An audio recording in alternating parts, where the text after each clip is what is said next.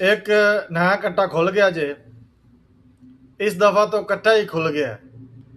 आओ आपको बताता हूँ कि क्या मसला हुआ है। ये एक नए किस्म का कानून लागू हो गया कि अब आप पालतू जानवर घर में नहीं रख सकते।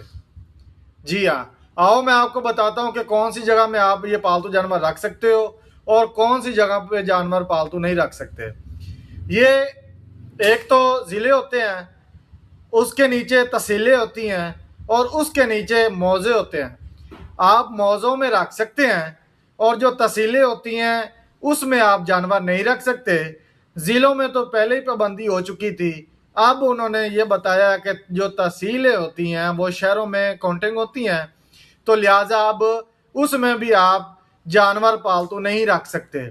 और ये जो अमल दरामद जो करवा रही है वो सीसीडी है और हमारी पंजाब पुलिस है, और उसके अलावा जो इलाके के इंतज़ामिया होते हैं उनको हमरा ले जाकर ये काम किए जा रहे हैं। ये आपको उन्होंने 2 मंथ का टाइम दिया है।